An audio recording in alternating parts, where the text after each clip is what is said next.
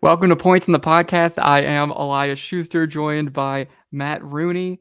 And Matt, we are two busy guys this weekend. Look at both of us have wedding activities that we have to go to. You have two weddings, so wow. I'm still in my golf clothes from playing golf this morning too. We had a round of golf with the groomsmen this morning and some of the bridal party. Hustle over to my hotel. Luckily, I'm able to check in right away. Just did a college football show with Dan. Now I'm here talking basketball with you. After this, I got to do some NFL writing. It's a busy week. We're all trying to cram it in, but hey, once we get by this one, week one of the football season's always a little hectic because we're getting into new routines and everything, but it's smooth sailing after this. And it's an exciting little, I love football. I'm a big football guy, by far my favorite sport to watch and consume, both college and the NFL. But it's a nice little palate cleanser here to just talk some basketball, get a little bit out, just kind of easy going topics. We're in the off season, some smooth sailing here. So I'm excited for something just a little different. And the hustle and bustle of football and going to weddings and rehearsal dinners and all this stuff. We just get to take a quick little break here, go through some NBA, zone out, talk about some off-season hoops, and we're inching closer and closer to the start of the season too, which is exciting, but we still got some breathing room. We're about 3 weeks away from media days around the league, and then about 4 weeks away from the first preseason game. So it's going to be actually under a month now. I think October 5th, I think is the first preseason game around the NBA. And yeah, so there's going to be, we're getting close. It's happening today. It's crisp. We're Midwest guys. Oh yeah. The air is fall crisp. And I had a quarter zip on all morning on the golf course. It was, I needed it too. I wasn't being too safe, too cautious. I needed it. I'm ready for it. I'm ready for that weather, because that weather also, it just means basketball. I just feel like it's basketball season when that starts to happen. So on today's show, as we've done, or as we did last week, and as we will continue to do with the season becoming closer and closer, is we're going to go through another division. It's going to be our division digest. We will give the headline for each team heading into this 2023-2024 season, and then 4 front page storylines for those teams, kind of the 4 stories that we think would be on the front page, kind of covering the bases, gives you the 4 things that you should know heading into this upcoming season for those teams. We're going to do the Atlantic Division. Last week we did the Central Division with the Bulls. So, if this is, obviously we're Bulls guys. We're Bleacher Nation, Chicago sports website. I write about the Bulls every single day. If you're here, you're a Bulls person, go back one show, listen to our thoughts on the Bulls there. Otherwise, I think this is good for Bulls fans, on all basketball fans, because that's what this show is. We're going to get you caught up on another Eastern Conference division and just give you what you need to know about each team in the NBA over these next couple of weeks. So we're going to do that soon. But first, as always, we will start with our weekly off-season bullet points. So for this week, I like this banner better. This is a better banner. I was playing around with the banners. I think this is a better banner. Yeah, fills it up. It looks good. These are our off-season bullet points. As always, we're going to go through. Also, for people listening, the banner. This is for the live stream. So if you want this is why you got to check the YouTube. Yeah, go to BetSperts Media YouTube page. You can subscribe, and you can always join us in live whenever we go. You can get a little notification or something, and we'll be going live before this is posted on Spotify and Apple. You can always interact live as well there. But bullet points. We have not too many storylines, of course, because it's the off season, but a few little under the radar signings, a little bit of injury news, and then we can wrap up with the FIBA World Cup. But first, the biggest, I would say, signing of this week was Christian Wood heading to the Los Angeles Lakers. The former Dallas Mavericks big man was a free agent for a very long time, ends up reaching a 2-year deal with the Lakers just this week. And the second year of that deal is a player option. So for Christian Wood, this is clearly, very obviously, a prove-it-year deal. He's accepting the veteran minimum to go to LA, hoping not only can he win, but the Lakers can help him look a little bit better, so the 27-year-old forward can sign a new, fresh contract next offseason and doesn't have to pick up that player option. The Lakers also, I will say, always felt like an obvious choice for him. There was a couple other teams rumored. The Chicago Bulls even were rumored to have expressed interest at one point. But the Lakers always felt like a pretty obvious landing spot for him. primarily because of their lack of depth at center behind Anthony Davis. I think, Wood can play both front court spots technically. I think when I view him in LA, I guess it's possible that he plays alongside Davis in the front court, but I think they'd probably use him primarily off the bench. Start maybe Rui Hachimura at power forward, and Christian Wood's kind of your backup center. So I think it's a good signing for them, all things considered. He is a talented player. He's definitely a very talented offensive player, strong role man, highly efficient in that role specifically. Defense has not been his specialty. Definitely very. That's been some of the major concerns. But I think overall, what stood out to me here with Christian Wood, for a player who averaged, I mean, I could pull it up here. I think it was like 18 and 8 or something last season. I don't know, I'll pull Matt. that up for you. Yeah, I'm curious what his exact averages were, but it's numbers where you go, 16-7. there you go, 16 and 7. So there's just a little off. 51.5% from the field too. 37% from three. Yeah, and he's better around and he's better around the rim, and yes, he's a stretch big, so he can definitely shoot it. And that was probably what, his 37%. How many attempts was that on per game? Around 4 or so, 3. Let's see. He had looks like 4.2 attempts per game. Yeah, that sounds right. Okay, so I mean, and he's always been a stretch big, especially he kind of burst onto the scene a couple of years ago with Detroit, ends up going to the Rockets, but then from there, it just has continued to bounce around. So I think the big thing with Christian Wood, while his numbers have popped off the page, it's all been one for losing teams, and two, the fact that it took this long into the offseason for someone like him who had the numbers that we just described to sign tells me that there's something more going on behind the scenes in terms of maybe him not wanting to go to certain teams because of the amount of playing time he'd get, who knows, but also just teams are out on this guy. Like if he just falls into the Lakers' lap, then it's pretty clear to me that not many teams were expressing enough interest in him. It seems like it's just a perfect fit. It's a perfect fit for him. And like you said, kind of lets him slide behind Anthony Davis. He does some similar things there too, so it's not going to be much of an adjustment when he comes in off the bench. Like we know Anthony Davis's injury history, so Christian Wood's going to get some time with the starters and some time with the starters, some starting minutes. So it's a good prove it deal, and you're going to a really talented team with a chance to win a title. You get to play with LeBron, so good on him. And I think it's going to end up making him some money next year. Yeah, I'm just surprised. Yeah, I'm just surprised it ended up taking as long as it did for that deal to get done. Particularly, he was probably just holding out for somebody to maybe in the last minute come give him $8 million a year or something like that. Yeah, but we'll see. I think this is at least going to be the best team that we've seen Christian Wood on. So from that, I mean, I guess Dallas last year, they had their ups and downs, of course, and he was, like we said, he was efficient with Luka and as a role man, and so. But I think the question has always been, is this guy going to impact winning? And the Lakers, it pains me to say, but they look great heading into this year. They made great moves at the last year's trade deadline. They're built way better around LeBron James now, and Christian Wood kind of adds to that because, like we said, floor spacer, he can shoot it a bit. He's not. That's what LeBron needs. He needs guys who, like you said, floor spacers who can shoot. Yeah. Like the Lakers are finally starting to figure that out. And it took them a couple. They're putting the right guys, the right guys around LeBron, the guys that he kind of needs in his system to figure things out and to be a successful championship type team. So good on them for getting him the right players. Right. Christian Wood's the type of guy too, where I just feel like LeBron, if he can probably get the best out of him, and like we said, get him a new contract next year. But this will be interesting because this will be probably the best group that he's been on, and a role where he's expected to contribute to winning. So we'll see what happens there. The other signing that we should touch on, I don't know. I don't know how much playing time is going to be in his pocket compared to Wood, who I expect to be a steady presence in the Lakers rotation. Danny Green heads back to the Philadelphia 76ers. Green has had a long career, impressive veteran. Obviously, his biggest run there was with the Spurs, but since then has just been kind of that respected veteran presence forward who has hopped around the league to different winning teams. Good defender, high level contributor, solid 3-point shooter. So just a 3-and-D guy. And for me, I think, for Philly, it's just having a guy that they've had in the building before that they can trust. And I'm sure Embiid likes, and somebody who that's it for me. I think it's an Embiid pleasing move.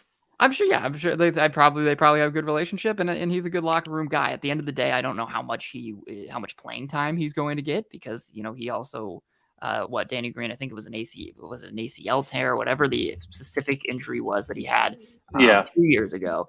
Um, hasn't you been know, the same. yeah, and also he's he's 36 now, so it's just he's entering a new phase of his career. He's entering the final stages of his career, um, and yeah, so now he's with Philly. He was with Philly to the 2020 through 2022, and then he went to to Memphis. That's where he got hurt, or he was traded to Memphis after he got hurt. Didn't play there. Cavaliers last year in 2023, and now with the I 76ers. could not have told you played for Cleveland last year. If you Oh yeah, said like Matt, you're fired if you don't know where Danny Green played last year, I well, probably this is a would have been fun game fired. to I play. wouldn't We have can wouldn't start have playing. any idea. We'll start playing Um, that game. We'll start playing I the Matt, you're fired if you don't know. Well, to be fair, to give you credit, he played 8 games for Cleveland last year, and there we go. he was still with Memphis. They Memphis. What ended up happening was he was in Philly. It was a contract deadline, like throw in swap because somebody needed to balance out some money or something like that. Yeah, well, I think what it was he had the injury in with Philly. Philly ends up including him in a trade. Let's see, I'll pull up the logistics here.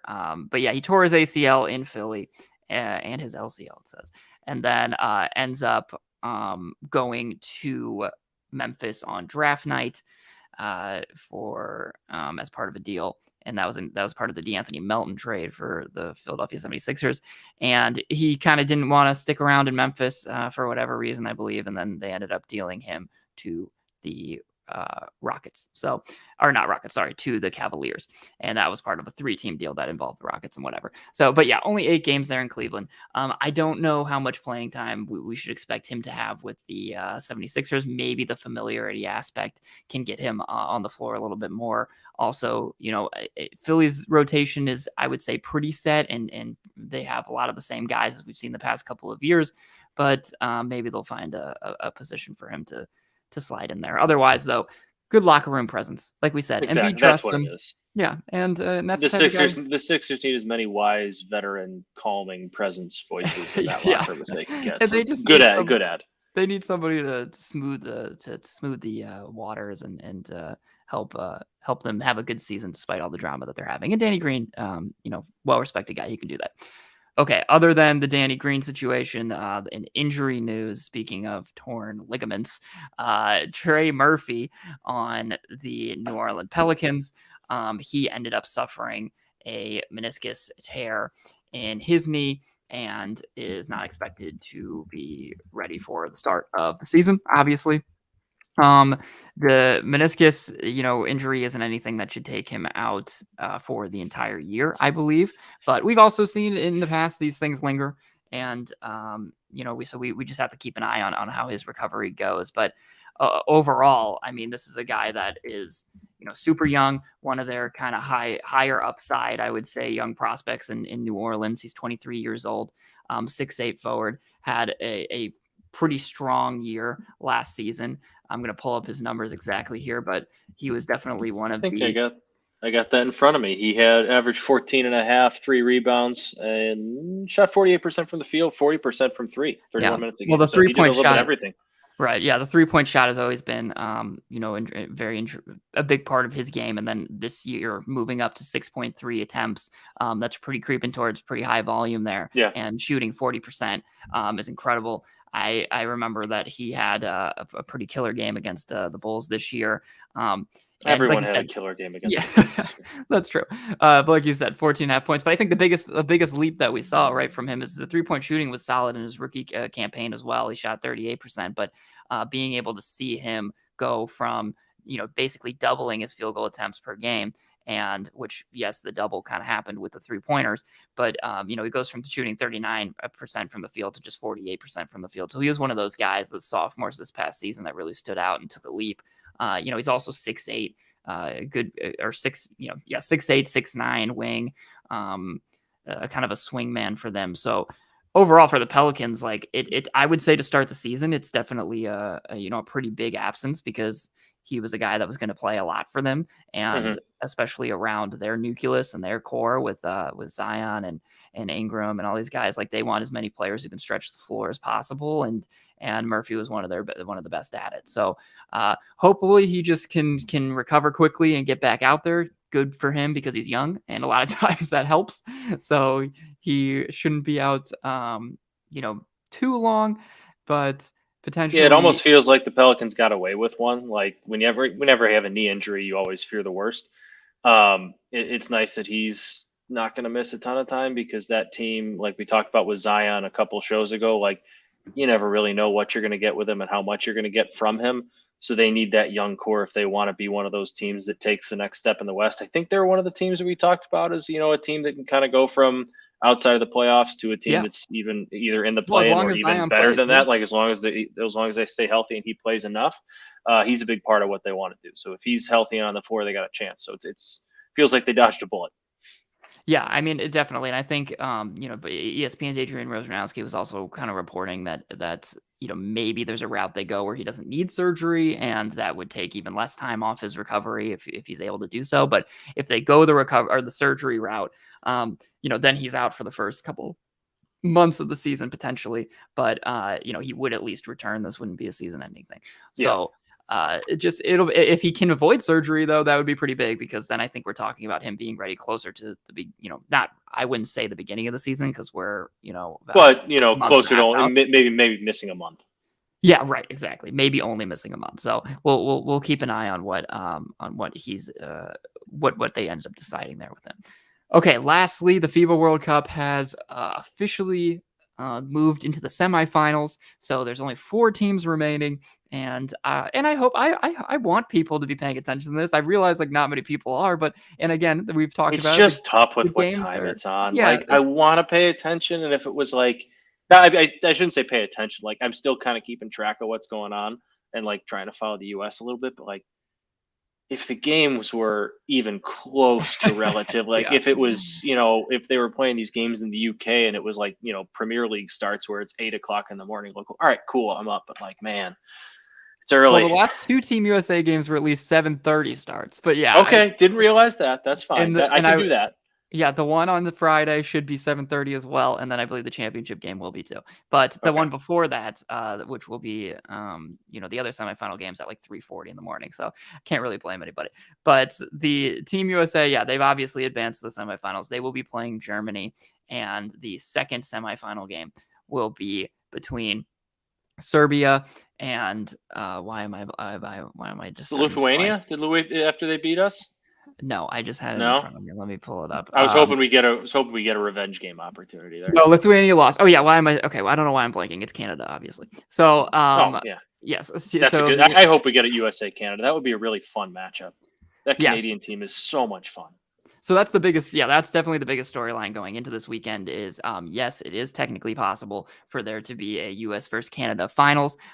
Canada, this is their first semifinal appearance in FIBA World Cup history, and so obviously it would be their first opportunity to take it home and win it all. And I would say that they have a very good chance to do so because I think looking at the remaining teams left. Canada feels like the team that would give Team USA the hardest time. Now, that's not Absolutely. to disrespect Germany, who they will play in the semifinal matchup. Could they lose to Germany? Absolutely. They lost, or things were close to Montenegro. They lost to Lithuania, who in some ways has a similar kind of archetype to what you're going to see from Team Germany.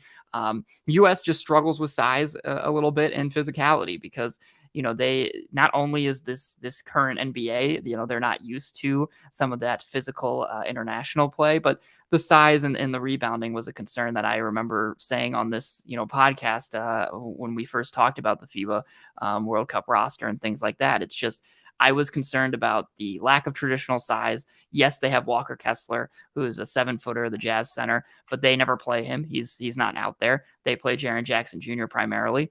And Jaren Jackson Jr., for as talented as he is as a shot blocker, and he's played great at times during this tournament, he is not a necessarily prolific rebounder. And Yeah, he's not your true big. right, especially when you're going after or going against some of the size that they had. So that's why they lost Lithuania that game. I mean, there were other reasons. Lithuania kind of shot lights out from 3-2, but rebounding was a huge issue for them in that game. I think they lost the boards battle probably by like 15 or something. And then against Montenegro, against Vucevic and everyone, I think they lost it by almost like 18, whatever it was. So that for me is the biggest concern about against Germany, because they have Daniel Tice and Mo Wagner and Franz Wagner And yeah, don't forget, you can't forget Franz. Yeah, no, you can't. Well, Franz is their best player. He I know. is somebody who's also coming in with fresh legs, which concerns me because he played only 2 games so far this tournament. He's part of the reason they were able to advance. They were able to squeak past Lithuania in the last round because Franz had a big game, and he's going to have the freshest legs of anyone's on the court just because of how little he's played this tournament. So. He's going to be out there and have a big game. He's consistent on the boards as well. And then Team Germany also has Dennis Schroeder, who has had a great tournament other than the last game. He shot like 4 of 26 from the field, looked awful, but he shot 26 times. Yes, that's what you do when you're one of the Dennis Schroeder. Yes, Dennis Schroeder shot like 26 times. It's a typo, jeez. But it was an very ugly performance. Probably one of the worst offensive performances of the tournament. But he's had a good tournament other than that game. Okay, and we know that he's a steady, a good point guard. So the team does not lack, NBA talent. They're a pretty rock solid team. They're the only team in the semifinals who technically haven't lost a game yet in the tournament, which is notable. And they've also committed like the 3rd fewest turnovers total in the World Cup so far. So they're a team that's not going to shoot themselves in the foot. They play pretty smart. And, Team USA has to definitely come prepared to play one of their better games to get to the semifinals. As for that Serbia-Canada matchup, my money would be on Canada, but Serbia is like just a very consistent country. They don't have tons of talent. Yeah, they fit in like the Spain, France type mold. They're just like, these guys been playing together in the same Serbian Pro League for probably the last like 10, 15 years and just know each other. They know how to play basketball together. They know how to win games. They're grown men. Like they fit in that mold for me. That's what I think of. 100%. They've made 3 of the past 4 semifinals in the World Cup. Remember, these are every 4 years too, so that's pretty freaking impressive and that shows the sustained success that Serbia has had. In this tournament specifically, they've shot the highest clip from the field. They've been the most efficient team scoring. Bogdan Bogdanovic, who plays for the Atlanta Hawks, he's kind of their leading guy, and he's had a good tournament so far. He's fresh off one of his best games. Shooting 9 of 13 from the field for 21 points. So, it's not going to be easy by any means, but Team Canada is just stacked with NBA guys. I mean, I would say they're maybe the most, other than Team USA, the most well-rounded team in the tournament. And they also, they have, like we said, their whole starting lineup is NBA players. They got Shai Gilgeous-Alexander, RJ Barrett, Dylan Brooks, Lou Dort, Nickeil Alexander-Walker, Dwight Powell, Kelly Olynyk, and Dylan Brooks has played great. He's a knucklehead, but he has played great. I found that very, very nicely. He's a knucklehead. Yeah, I don't know why that's the word that came to my mind. I'm a young guy, but that's knucklehead is what came into my brain. And but that's Team Canada. Great, played great basketball, super fun to watch. I've loved watching them. But I will not love watching if they play Team USA. I hope that. Well, I'll love watching the game, but I'll just be hoping that Team USA pulls that one off. But yeah, so this week, if you have time, if you wake up early, you want to throw on the game tomorrow, 7:40. The game should be on. If you have your cup of coffee, you can watch a little bit of it, and then Sunday should be the championship game, and that will also be in the morning. And hopefully, it's Team USA versus Canada. That would be ideal. That'd be the best matchup, I think. Should we get to some divisions? Absolutely. So now it is time to move on to our second division digest. I like the red now for our names too changed with the banner. Sorry, I'm like I think it pops a little bit more now. I think it pops. Sorry, that was nice. It was a nice little surprise when I took the banner down. It's an attractive change. We just want to look good on this podcast. That's what it's all about. Because and when you're listening, we want you to just be like, these people sound like they look good right now. You look good, you feel good, you play good. I like how the people listening, we're telling them how good we look. We're like, the show looks good, guys. That's a tease. That's a tease, red banner means hop on the YouTube page. This red banner, I'm telling you, you're going to show up and you're going to be like, oof, these guys know what they're doing. They must know what they're talking about. Okay, the Atlantic Division. We are the teams in this division because for those people who don't care at all about divisions, and you really shouldn't, it's just an easy way for us to group teams together. But divisions really don't matter that much. Your four teams in the Atlantic Division, or five teams, are the Boston Celtics, the Philadelphia 76ers, the New York Knicks, the Brooklyn Nets, and the Toronto Raptors. So we are going to start things off with arguably the leading Eastern Eastern Conference, Conference favorite, yeah. yeah, favorite, I would say, is the Boston Celtics. Um, and headline pretty basic here. I'm just going to go with "Is change always necessary?" I don't love a question headline, as a personally, as a writer, as a editor, as a, There's as a a time and journalist, place but for it, though. There's a it's a time and a yeah. place. And It's so not an we're every time thing, but yeah, it but fits we're here. just going to go with "Is change always necessary?"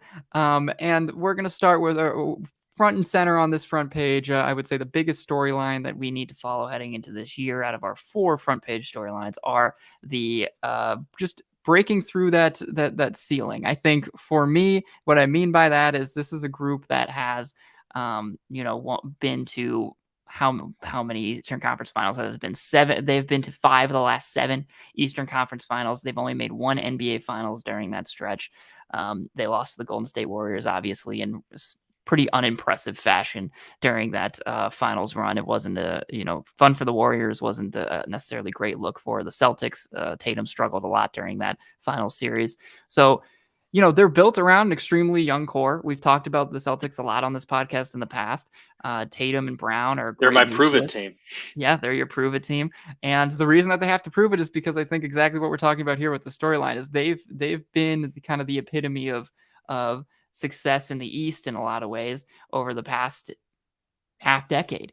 And, that's even with these young players. But at some point, I think you need to break through that kind of that ceiling that you've established for yourself of being a day, a year after year contender, and finally pull off the win, or at least, give us maybe a little bit more of a competitive final series. Mhm. I know that one went 6 games, but it still felt like kind of the Warriors at some point once Steph had his big game, had that thing in the bag. So, Yeah. um, I think you just need to see as a championship on the horizon here with this group. They clearly seem to think that that's where they can get to. I don't fault them for that because they do seem like they can get to that level. But you can only be in that. You can only continue to make the Eastern Conference Finals over and over and over again before the franchise has to say something here isn't working. We have to try something a little bit different. And that is kind of what they did in this offseason by shaking up the roster a little bit. But now we'll have to see if that can take them to the next level that they think that they can get. And kind of going hand in hand with that is doubling down on Jaylen Brown.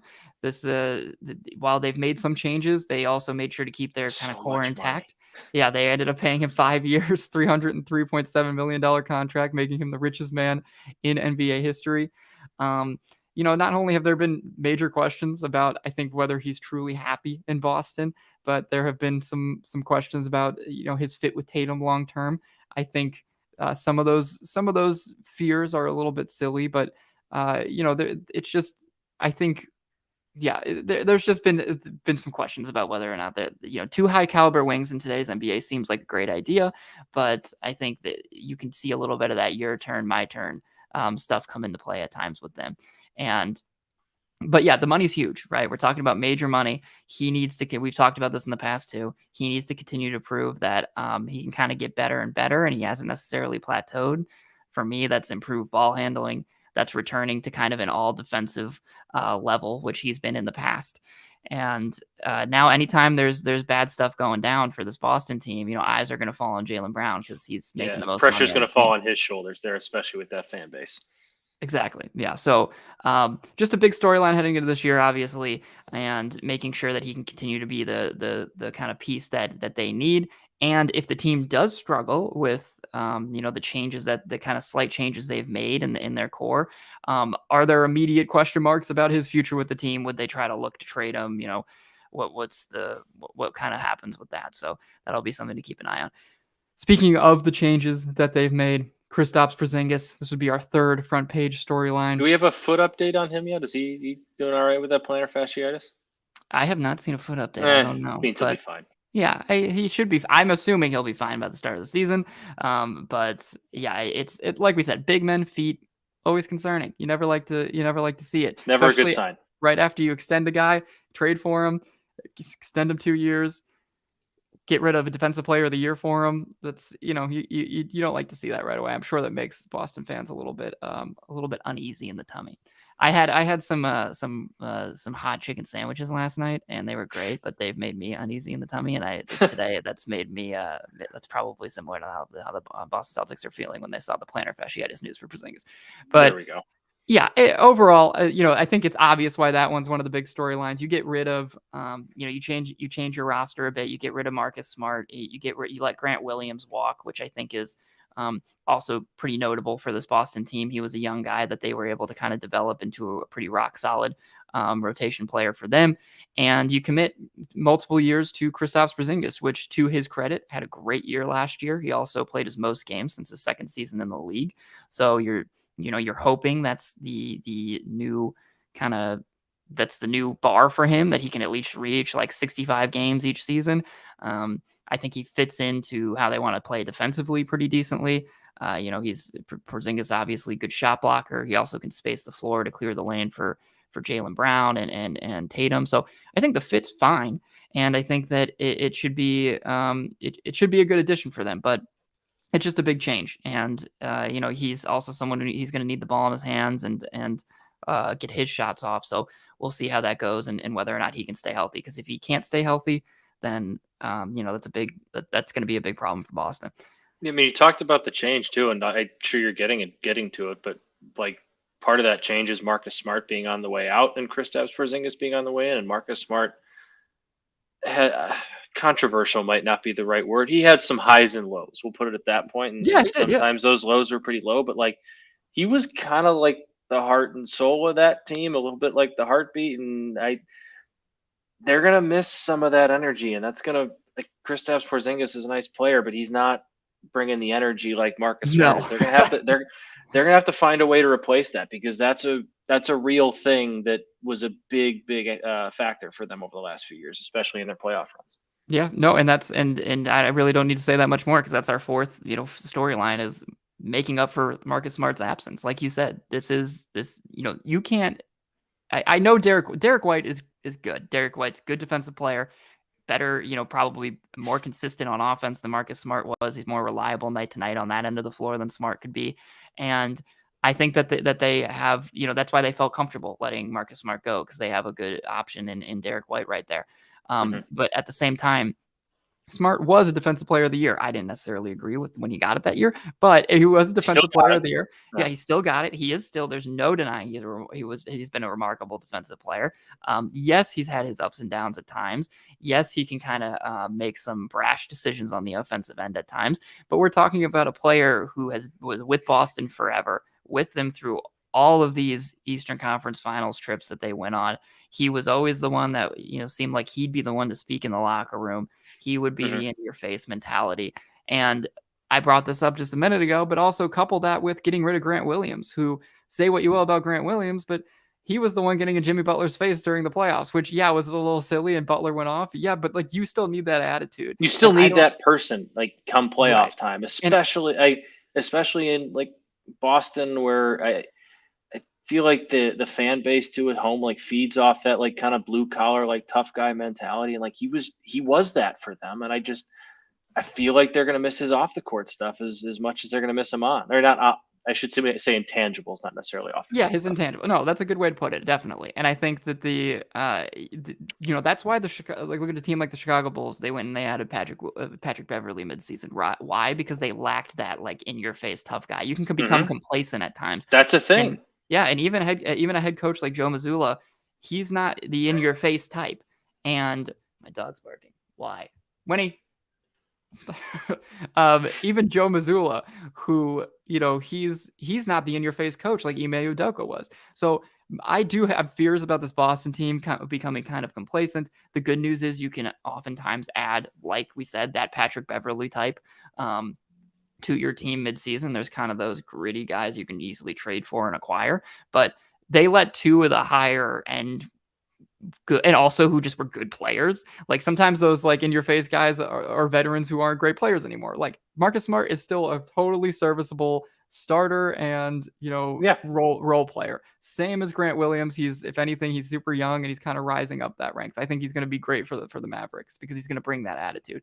So it was a big decision, and that's definitely one of the bigger storylines to follow. Is how do they make up for that, and what is their locker room looking like, and if they fall into a rut, who's going to be the person who mouths off and gets this team back on the right track. All right. Speaking of teams that need discipline, Oh boy. up next is the Philadelphia 76ers. I said Philly goes from Harden to hardly caring. So I guess the hardly, well, there, I guess it should have been hardenly caring. There should be an end so that it's more punny and it's spelled correctly. But anyway, as the banners, as you can see, the banner's changing. Again, this is what you miss when you don't watch the live stream. Typos on the banner. That's a guy who used to work in graphics right there. I know how to take that off Boom. and then change it on the fly, have it right back up. That's why you're here, man. That's why you're one of the most reliable in the game. Okay. You're our Marcus Smart. We can rely on you. Thank you. I take that as a compliment. So front page storylines for the Philadelphia 76ers. Obviously, I don't want to dwell on it too long, but it's the Harden saga. Like I said, self-explanatory. Most signs point toward a deal not getting done before the season starts. I don't think he's going to be traded anytime soon. So that means that the Philly will keep their fingers crossed that maybe he decides to play for them again. I don't think it's going to happen. So, then what happens from there? Well, if you don't have anything in return from him and he's not playing, then, you're down a player that's say what you will about Harden off the floor, how he's handled things. Still a very good player, great playmaker. We shouldn't forget how many times he was just a big part of getting Embiid going last year, helping his MVP campaign. And he could just go off for you on some nights. So you're missing that, which means there's going to be even more expectations on Tyrese Maxey, especially as a facilitator, as a distributor. Maxey's going to have to step up in that role. And then there's just going to be other questions, I think, about the urgency in which they need to trade him if the team starts to struggle.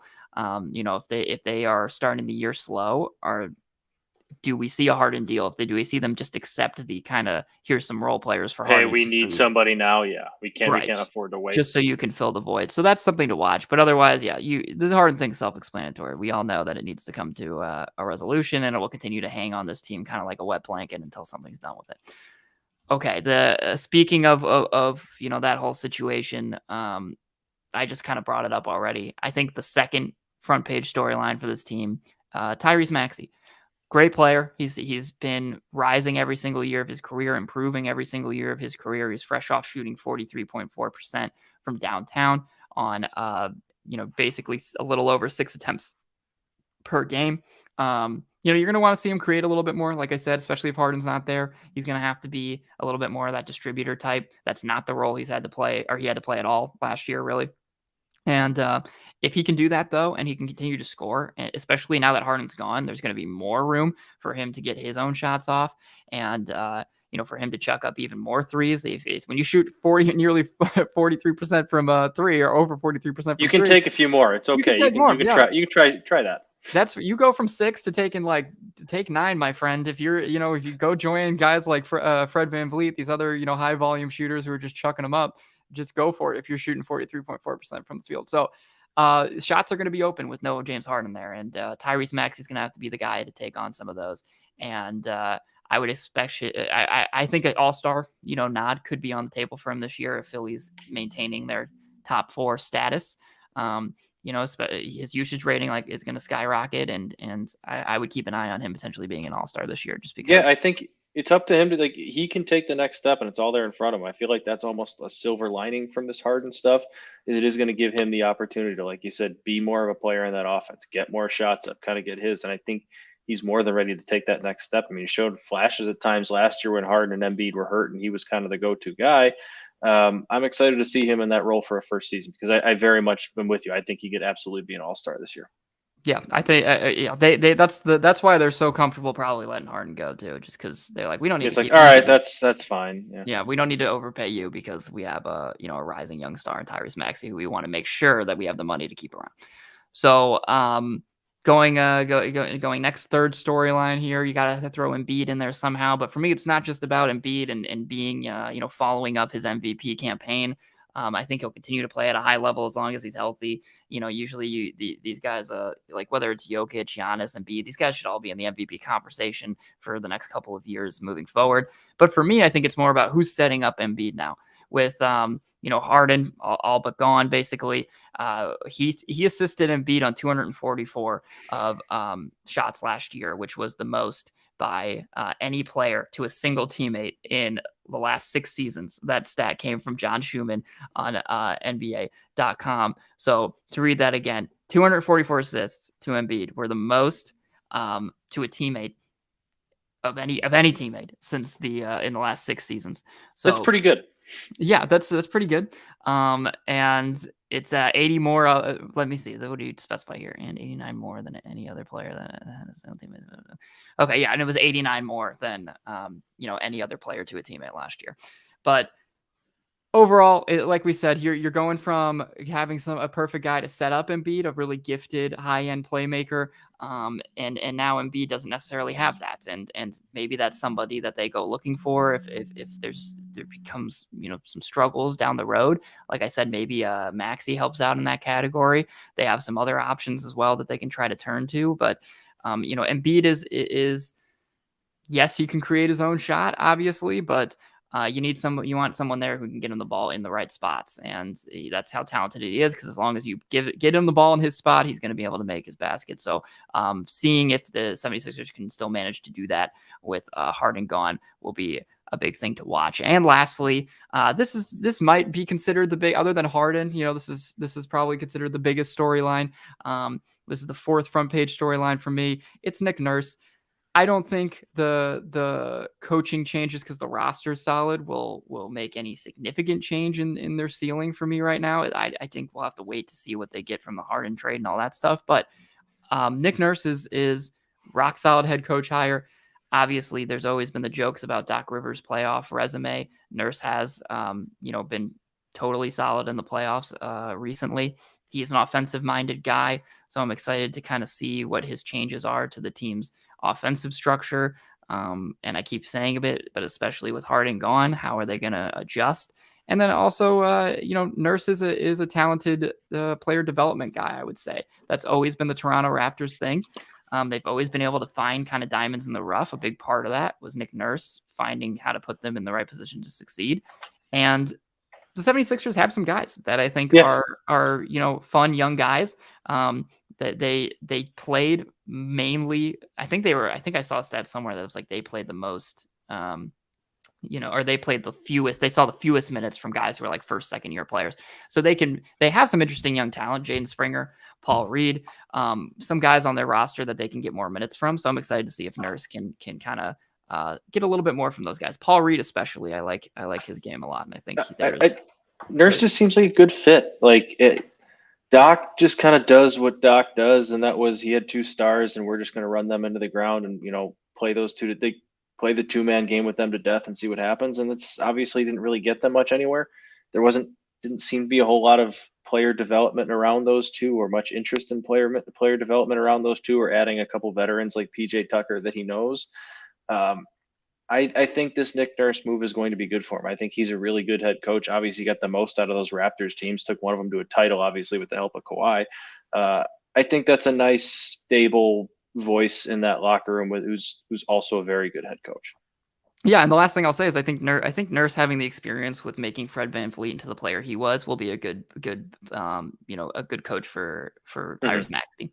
Both smaller guards. That's a good point. Yeah, both can shoot it. So I think that if we're talking about a Tyrese Maxey ascension, Nurse is somebody who can potentially help that come to fruition. Okay, next is the New York Knicks. So here's your Knicks Tibbs. team, third team here in the Atlantic Division. Coach Tom Thibodeau. The headline here for this New York Knicks team is the Knicks are hoping to take several bites of the Big Apple. That's my headline. Punny, got the Big Apple in there. I like it. I gotta change the graphic. Nothing's better than when you compliment your own headline. I don't have an editor here to make me change it. So the thing is, I made the first 2 graphics before the show, while the show was just starting, and then we got into the show. It's like, oh, I'll just stop making graphics now. But now I'm back to making graphics, so we It's got it. fine. It's fine. Yeah, there well, it's okay. We'll throw it up there, and See, like you it's said, already majority of made. people Easy, easy, majority of us have easy. us in their ears anyway, so it's fine. Um, but now we're not giving them a reason to come watch the live stream. No, Now okay. look at this great graphic. It's already up. No, it's great, and look how fast we did it. See, even if we make a mistake on the live stream, it comes quick. So I'm yeah, lightning the fast. the Knicks are hoping to take several bites of the Big Apple. I say that because they want to turn this into consistent success, right? They want to turn what they did last season into multiple playoff appearances. They had their one a couple of years ago with Derrick Rose there, but last season was a legitimately impressive run to the playoffs. They also won a series, and they put it to Cleveland. They proved that they were kind of the more physical team, which was surprising to me. I had Cleveland going into that series by, I thought, a couple games, but the New York Knicks proved me wrong, and they're a rock solid group right now, and they want to make sure that they continue to stay relevant in this Eastern Conference picture, because we've seen the Knicks struggle to do that in the past when they have found little bits of success. They want to take several bites of that apple. So the first front page storyline here for me is honestly, I don't have this first on my little sheet here, but I'm going to go to it first instead. Is a trade looming? I think the biggest question for New York right now is they're always mentioned with the superstars. That's obvious that it's been that way forever, but especially right now, because not only do they have a team that, just like we said, won a playoff series, is competitive, but they also have the assets. They have some young talent on their team that other teams might find intriguing, and they have the future picks to be able to put towards a superstar. And yeah, this could easily be a destination, a big market that they're finally seeing, hey, the Knicks are kind of doing something here, and they just they're going to be in the mix, and maybe the next angry superstar feels like they can that this might be the right home for them finally. So I just think that's a big piece of the puzzle here to watch this year. If anyone becomes disgruntled, do they throw their hat in the ring for a big midseason trade to become even more into the mix or whatever? And even past this season, heading into the offseason, maybe that's a question. As long as they stay relevant in the playoff mix, they're going to be looking to trade for the next disgruntled star. So next storyline, so second front page storyline here would be RJ Barrett for me, because I think that what Jalen Brunson has done has been great. I think that they immediately benefited from that signing, and they deserve a lot of credit for it. I think the question now, though, is we know what we're going to get from Brunson. I don't think we're going to get a season that's much better than what we just got from Brunson. He might prove me wrong. I think he should have been an all-star last year, so I'm just I kind of agree. He was fantastic. yeah, so I'm just putting it at that bar. I consider him, an all-star caliber guard right now. And I don't necessarily think he's going to elevate higher than what he did last year. And that's totally fine, because him last year was great, and he doesn't need to be better than that for him to be, the second or third guy, on a very, very good team. But I think, for the Knicks to take that next step, it's kind of about someone else rising next to them. And RJ Barrett's obviously the name, because same thing with Randall, right? What I said about Brunson kind of correlates to Randall. Randall had a great year last year as well, and it was the same as his year 3 years ago. So we've now seen him reach that level and play well, and I don't necessarily think he gets higher than that. I think that's the peak of his powers, and he might continue to stay there, but I don't see a big jump coming from him. So Those guys feel like they're at good ceilings, but like they just still need that one more piece. So like we're talking about right. RJ Barrett. Like, can he be the guy that gets to the possible ceiling that might be even a little bit higher, but we still haven't seen it yet? Right, and I still think regardless of it, Barrett, continues to rise. Like, this is still a Knicks team that should be star hunting and looking for the next guy to add, because I think that their ceiling as a team is going to be capped off. Like, they just don't have that superstar, and at the end of the day in the NBA, if you don't have a superstar, you're not like considered a true title contender. But could they be like super frisky, make a run to the Eastern Conference Finals type team? Sure, if they have three really really good players who are all-star, borderline all-star caliber, like that's the question with Barrett now is, does Barrett take that leap, reach that consistent level that now we've seen Brunson reach and Julius Randle reach? I don't think he's going to get that high, jump that high this season, but just continue to show the progress. And he's been reliable, which has been a big part of at least why it hasn't felt like a giant, bust or problem for New York, because he's played 70 games for his first 3 seasons in the league. The biggest problem has just been inconsistency shooting the basketball. Like, he shot just 42%, or he has shot just 42% over the course of his career. Last year, he shot only 31% from downtown. That number needs to be a lot better. Hmm. His estimated plus minus overall dunks and threes has it listed at minus 1.6. He has 40% of his shots coming at the rim, but he's converting those at 59%, which is ranked in the 24th percentile per cleaning the glass. So, it's just he has not scored at the rate that people thought he would be able to. And even if he's just able to kind of get those numbers more efficient, then we're talking about a big improvement, I think. And he has his nights where he had a couple in the playoffs where he looked good. Like he has his nights where he really looks kind of what everyone thought he would be coming to the league, looks special, looks physical, looks explosive, getting to the rim. But the inconsistency is really, really hurting them. And his next step is definitely improving the overall scoring efficiency to help this New York team. Their offense was okay last year, but it was very ISO heavy. So I think if he can help, that would be a big jump. Speaking of which, that's the third storyline, I guess, as I have it written down, as speaking about the offense. I didn't love their offense last year, their offensive strategy. It worked for them for the time being. I just don't think it's sustainable. I don't think it's a legitimate, path towards success. I trust that their defense will kind of stay solid. It wasn't as It's good. Tibbs defense. It's not. Exactly. It might not be elite, but like they're gonna play hard. They're gonna play tough. They're Right. gonna have their moments where they're really good. Like And it that's. didn't. But it's not something you need to worry about. Yeah, and it didn't rank. It technically didn't rank high in the NBA last year. I think it was only I don't remember exactly what their defensive rating was, but it wasn't what it usually is under Tibbs, and that was kind of a 19th. There was, I had it written down. They're 19th in defensive rating. So I think that should, I think, but still, I think that should be fine. The question is more about their offense for me. They were very, very ISO heavy. That's why I actually thought that they would end up kind of losing to Cleveland. Just because I didn't like how their offense would translate to the playoffs. And yeah, they had third most ISO possessions per game. Only the Mavericks and 76ers had more. You can understand the Mavs and 76ers having more because the Mavs have Luka and the 76ers have Joel Embiid. So when you don't Makes have sense. those players, it's kind of like, should you be running that much isolation? And especially when you take into account that they were 20th in effective field goal percentage. So it wasn't like they were scoring all that efficiently while running those ISO possessions. So I think for me, the offense, I just want to see if that continues in the way that it has, or if that changes a little bit. And I guess I kind of touched on the fourth point during that as well. The defensive resurgence is the fourth big storyline.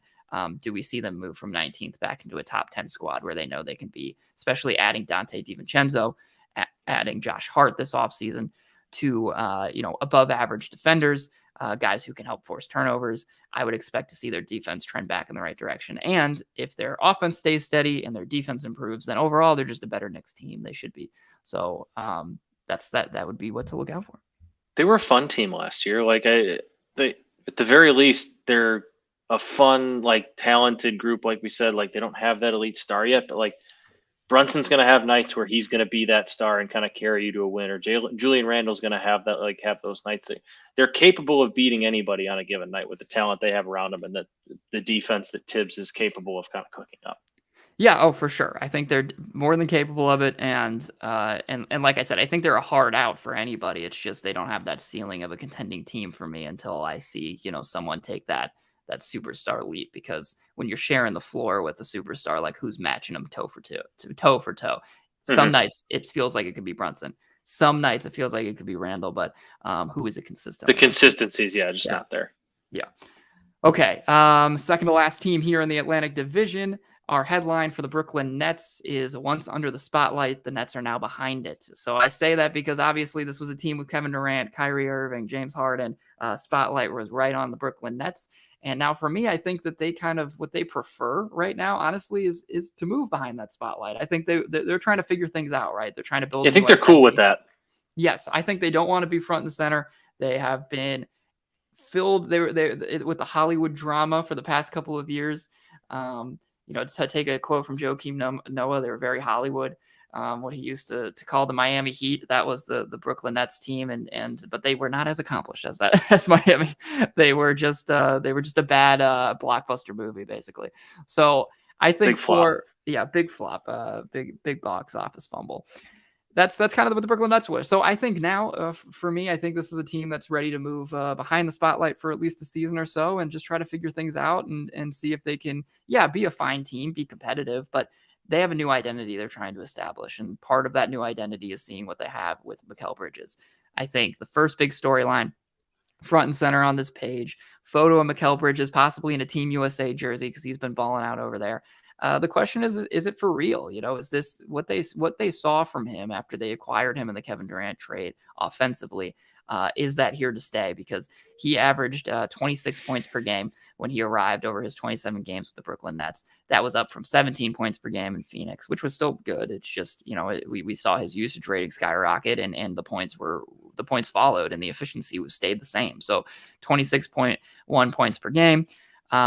His free throw attempts were he got up to nearly 7 a game, which was a big increase for him.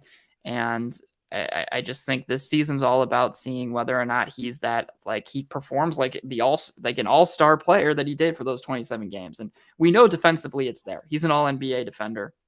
He's going to continue to be that. 6'6" forward, 7'1" wingspan, just can stay in front of anybody, can lock down guys. But if he can add this side of his offensive game to him, if he can score nearly 25, 26 points per game, then we're talking about an incredible two-way player in the NBA and somebody who accelerates kind of whatever this retooling is for them and feels like he's the key to it. Like, he's the key to this rebuild, whether it's something that, I mean, he's still not going to be a superstar, but if he can kind of be the piece that they hope that he could be when they got him back for Kevin Durant, that accelerates things. Like, that's the one that they're kind of banking on. Well, you're seeing why that's why it was always like, if they want Kevin Durant, if the Suns want Kevin Durant, they're going to have to include Mikal Bridges. And now we're seeing why, right? Like, this is why that was always the case, because makes sense. We get it now. Teams knew he was great, and they always were questioning it. Well, he's scoring 17 per game there.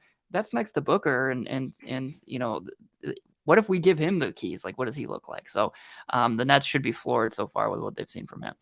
The next big front page storyline. This one's not going to be featured with the picture because you don't want people to not even pick up the paper. Ben Simmons, you see Ben Simmons' face, you're not going to want to pick up the paper. He had a recent interview with Mark J. Spears from Anscape.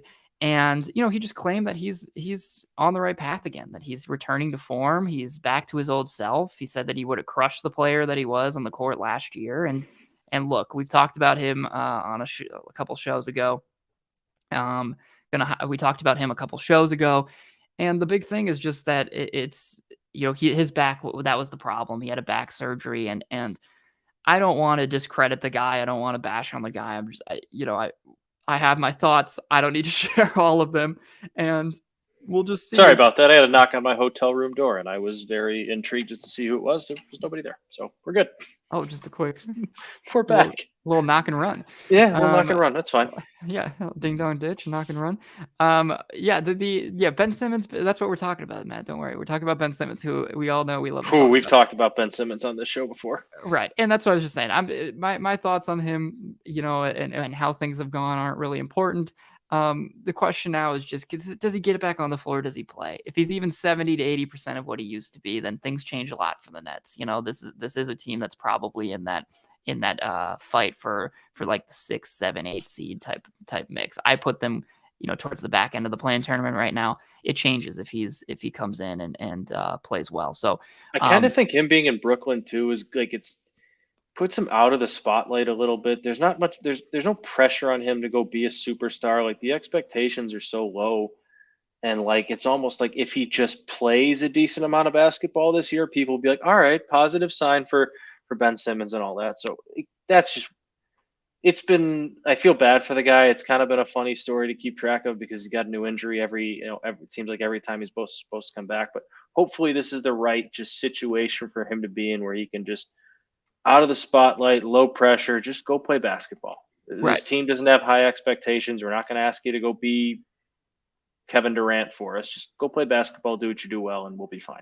Yeah, and I think he's got fine personnel around him. He's got he's got shooters to spray out to, which he needs, and they could be a really strong defensive team as long as he just plays. So I agree. I think even though this is New York, whatever, they're the little brother to the Knicks. Spotlight, like we said, isn't on him. That's anymore. A good thing. I think that's a good thing that they're little brother to the Knicks, and he's on a little brother team. Yeah, that's okay.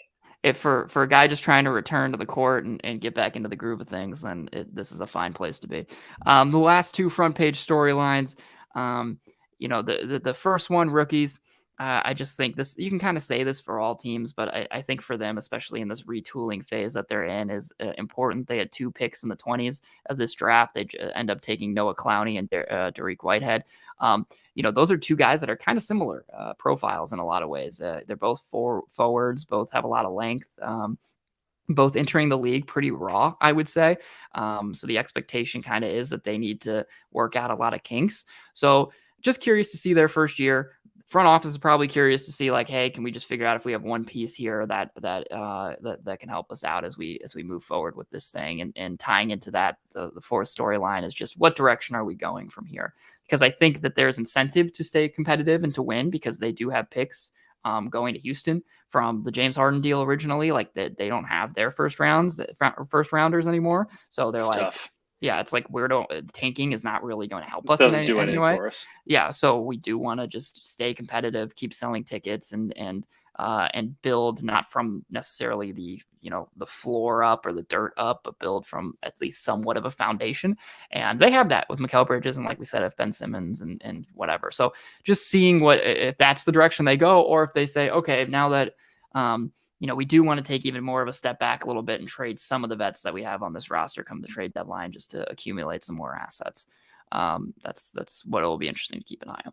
And yeah, a lot of that probably does depend on, like you said, and like we talked about earlier, like Mikal Bridges. What does he look like early? Is he showing shades of being that superstar or not? Like that probably makes the decision a whole lot easier for them. Exactly. Oh, for sure. Yeah.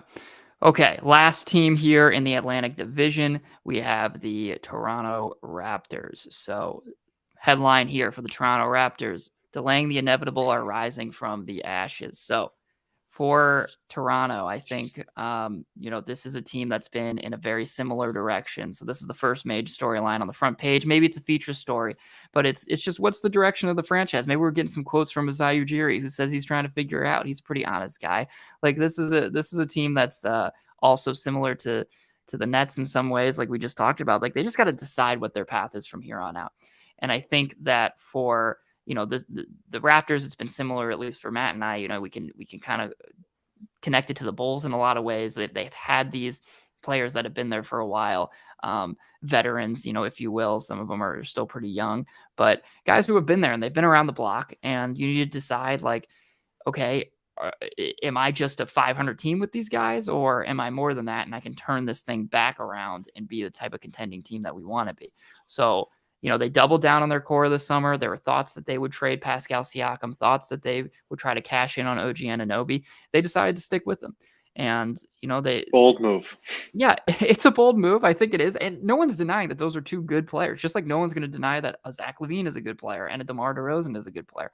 I think the question is just, what do you have right now? Where is that team going? And does it make sense with the timetable of Scotty Barnes, who's, a rookie of the year 2 years ago, struggled in his sophomore season, but looks to be on a good trajectory. And especially with, there's a little bit of correlation, I would say, there positionally between what him and Siakam could potentially do at times. And you have to pay these guys, right? You got to pay Siakam in a year, and this offseason is going to be unrestricted free agent. He's played incredible basketball. Some people haven't necessarily been paying attention, probably because, last year Raptors were 500. Maybe people aren't watching, but Siakam was outstanding. And OG Anunoby, also great player that Memphis was willing to give like 3 first-rounders for at this past deadline. Like, great defender. He's has a player option next summer. Probably not going to pick it up and try to get a big payday. So you have to pay these guys too. And that's always a big question for the Raptors. Do you want to keep this thing going and give both of these guys who are going to need big money, max level type contracts we're talking about, or move on? So and try to retool around Scotty Barnes. That's going to be the big question for this team this season. Next, third front page storyline, making up for Fred VanVleet. Obviously, we talked about him. He headed out to Houston. They tried to keep him, it appeared. Multiple reports kind of had a bidding war. The Rockets just paid him so much money. The Rockets said, you're going to make more than Zach LaVine next year. Fred VanVleet is making a lot of money. And look, I love Fred VanVleet, but it's just, it was an overpay to get the guy in the building. And sometimes you got to pay a markup to get that done. So that's what they did. But it's a big loss for Toronto, and it made them sticking with their other guys kind of even more surprising because Head scratching. yeah, and maybe it changed. Maybe it won't be in a couple months when there's trade rumors. But if he left, it kind of felt like, oh, maybe the floodgates will open and these other guys are going to head out too. But yeah, you lost Fred VanVleet, key player for the organization, all-star player. He leaves for nothing. And now you got to fill that void, right? Because while he didn't have the best season last year, he wasn't the most efficient by any means. He's still kind of a heart and soul type of guy, which is why he wanted. Obviously, they're in a different spot than Boston, but like he's like a Marcus Smart type, like what he means to that team. I feel like, and Yeah, he meant a ton. More productive player too in terms of what Toronto needed out of him. Yeah, and so now they have a huge hole at point guard, and they didn't necessarily fill it, this season. Now they do at least So have with the aforementioned Dennis Schroeder. yes, There we go. Dennis Schroeder is there. He is the starting point guard now or assumingly the starting point guard for the Toronto Raptors. So fine addition, but he probably shouldn't be your starting guard. Starting point guard. He's not Fred VanVleet. He's not a high volume 3-point shooter by any means. So it puts even more pressure on Pascal Siakam to be, the distributor. And to Siakam's credit, that's what he did tremendously well last year. He is a playmaker. He's incredibly gifted as a distributor for his size. So running the offense through him is not a problem, and it just puts more pressure on him to be that guy that gets everybody involved. So making up for Fred VanVleet, big storyline to watch this season. The other storyline here, third front page storyline, it just is the youngsters for me that are already on this team. I think watching, they drafted Grady Dick, number 13th overall in this last draft, the Kansas standout, big name. Obviously, he was wearing his. I was trying to think of like a fun pun for what he wore to the draft, but like I couldn't even think of it. Well, he went to Kansas. It was Dorothy. It was like Dorothy slippers. Yeah, that's what he was going for. So, that's what he said. That's what he was going for. And now he's in Toronto. And I think a lot of eyes will be on him and the impact he's able to make from the jump. But I think a guy like Christian Koloko will be fun to watch. He's the center from Arizona who's just coming off his rookie year, big time shot blocker, really long and athletic. And Jalen McDaniels, who felt like a perfect Raptors signing, still super young, long, versatile defender, has not come along offensively like some have expected. And he struggled with Charlotte, but he's the type of long, athletic, versatile, multi-positional defender, whatever you want to use, that Raptors have grown used to adding. So just seeing if one of these guys can step up, but also, if they do enter sell mode, right? Like these guys then become even a bigger piece of the puzzle, and maybe they help them push the Raptors in a certain direction. Like if Grady Dick's great, if Koloko's great, like. In one way, it can make them go, oh, well, let's keep this thing together because we got some good young players. But also it could go, okay, we feel now even more comfortable, just starting. Moving on because we got some pieces that we trust behind. Exactly. So that'll be that can help them decide that other story, the first storyline that we talk about is what direction they're going to go. Okay, lastly here, to wrap up our second division digest. Wow. Get it? Like the Raptors? Oh my gosh, look at you. You're firing on all cylinders. All right. You're getting banners done on the live stream. You're just crushing it. You played golf this morning, your life right now, and then you're going to go all over the place. Wedding, it's going to be great. Okay. The last little storyline here is the Toronto Raptors, new head coach. I wrote this out so I could say it right. Darko Rajakovic, I believe we go. That sounds right to me. It sounds right. Sounds right to me. He's a big Points of the Podcast guy, and now he's not. He usually listens to the show, and he's like, nope, that's not how you say it. No, I'm out. Give it up on the show now. Dropping 1-star review. Former Memphis assistant. They hired him and to replace Nick Nurse. Kind of a name that nobody really knew a ton about.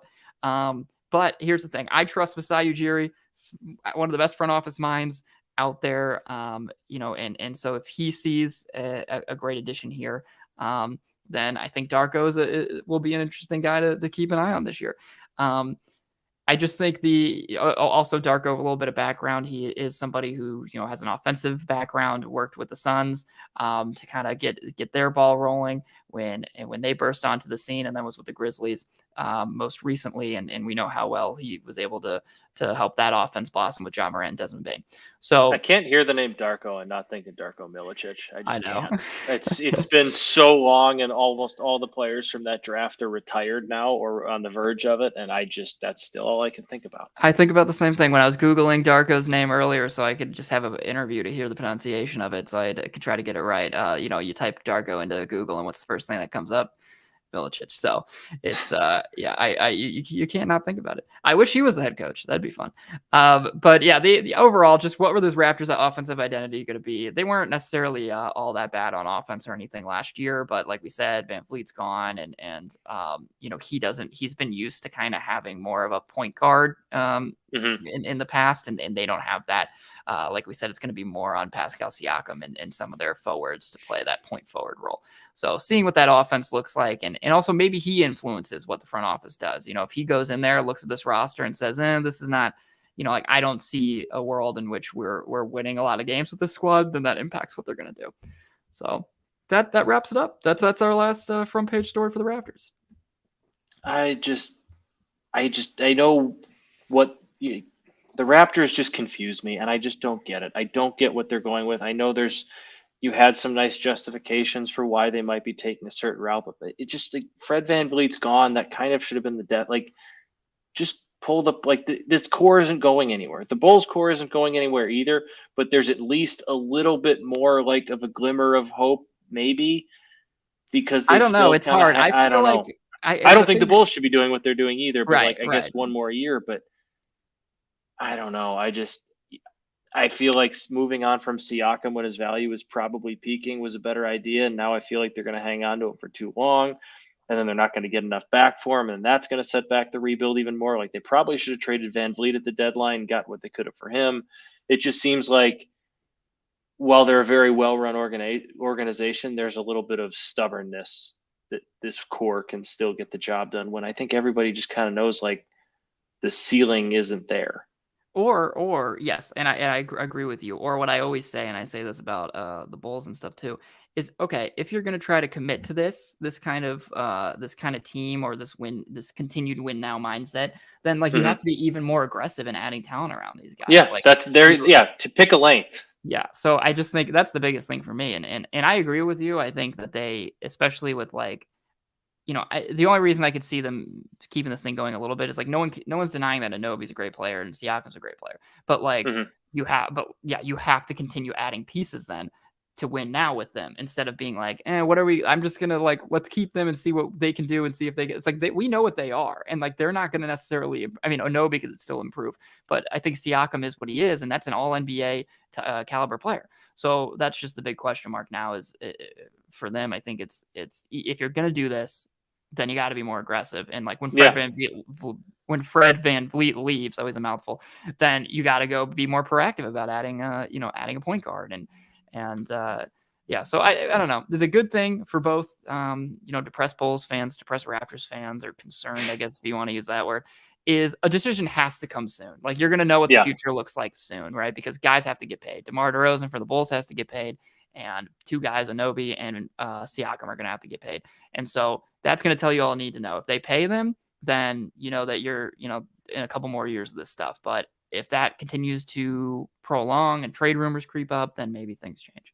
So yeah, it'll be fun to watch, just like the Bulls. It might not work out, but it will probably be fun to watch either way, no matter which direction this ends up going. Yeah, it's all fun to watch. I just need some basketball. That's all I need. We're getting there. We're getting there. All right, good. I hopefully that was a good preview of each team in the division. We're rattling through these. This is supposed to be a quick thing, but I hope it gives everybody the key storylines for each squad as of now. And obviously, if anything changes for one of these teams, we'll go back and we'll talk about it. But next week we will move on. We're going to do the last division there in the Eastern Conference. We'll do the Southeast Division, which is the Hawks, Heat, Wizards, Magic, and Hornets. And then after that, we'll move on to the Western Conference. So Other than that, we're done here. Matt, you can go and get your wedding on. You can go and just do all the Might need wedding to just go festivities. like get a quick just lay down for a good half hour and just kind of just take a deep breath, gather myself back to reality. It's just the 2 wedding in a weekend is crazy stuff, man. Because you're That's gonna I hydrate, Eli. That's the word. That's the key word for the weekend. Hydrate. that's the same. That's a lot of the keywords also for a lot of these basketball teams. Just stay hydrated. It's a good point. That's a good point. See, we always connect it back here on the show. All right. Well, thank everybody. Thank you guys for listening. We will be back next weekend, like I said, to talk about another division. So that'll wrap things up.